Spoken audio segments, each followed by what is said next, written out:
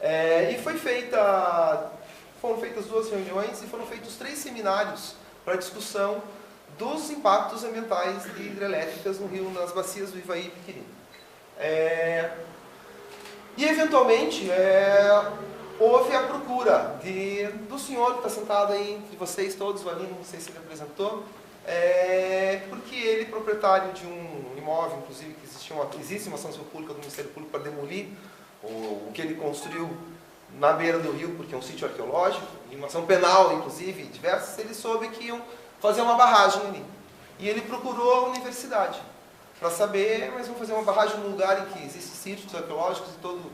E isso é uma postura que é o que eu trato na outra palestra, que é exatamente a capacidade que existe de resistência a grandes projetos, né, econômicos e de empreendimento de infraestrutura, quando existe um tripé que envolve a população afetada. E aqui a gente tem uma questão específica da proibição da pesca, que a gente vai discutir em Campo Mourão no dia 17.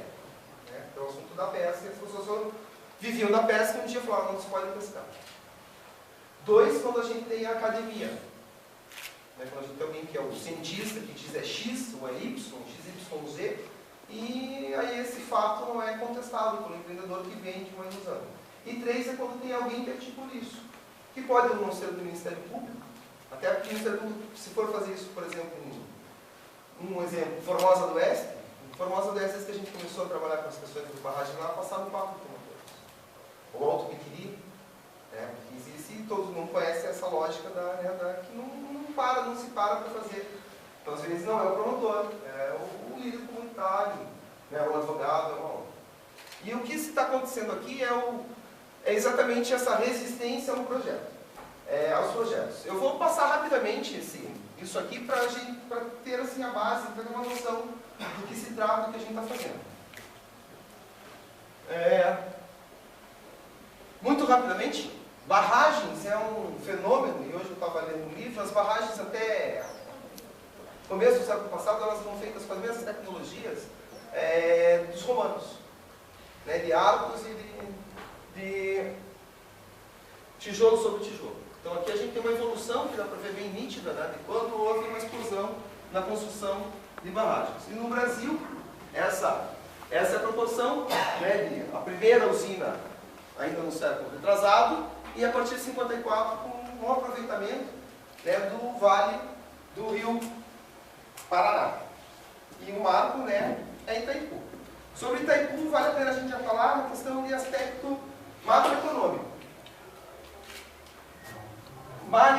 O Paraná produz energia que 95% da energia produzida no território paranense é exportada, porque faz parte do Sistema Único Integrado. Itaipu é responsável por 1/4 de toda a produção hidrelétrica do Brasil. 25% da capacidade elétrica do Brasil está concentrada no Paraguai e no Paraná. Todas as barragens, todo o resto do estado é barrado. Isso nos daria assim, superávit energético para sempre.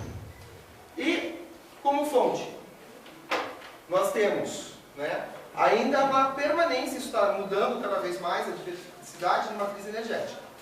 E que continua sendo, se você somar a pequena central hidrelétrica, a usina hidrelétrica CGH, você tem 70% a 80% de produção hidrelétrica, que é uma tecnologia. Num custo, eu estou passando rapidamente, sem só dar uma informação, num custo que está mudando cada vez mais. Então, o custo da solar, em 2012, de setembro de 2012, diminuíram atualmente. Essa sobe, inclusive, com as ações. Essa desce. Quer dizer, existe toda uma questão de mercado de acesso de tecnologia. E de custo. Só que esse custo é o custo médio da produção. Esse não é o custo levado em consideração os prejuízos associados a cada uma das tecnologias. Quando fala de custo da eólica, não está falando dos custos da produção da eólica. Não está falando dos custos ambientais decorrentes da eólica, que são a morte de pássaros, morcegos, insetos. Quando você está falando do custo da hidrelétrica, não está falando do custo ambiental da hidrelétrica. Estamos falando do custo da obra. E esse está o outro. E é isso que é oculto. E é isso que as diversas reuniões, tem despertado na comunidade do Arivaí Piquiri. Essa é uma ideia, né, de quais são as bacias, as principais bacias do planeta, que estão em vermelho fortemente afetadas por barramentos. Em amarelo, moderadamente afetada. Essa aqui é a bacia do Paraná.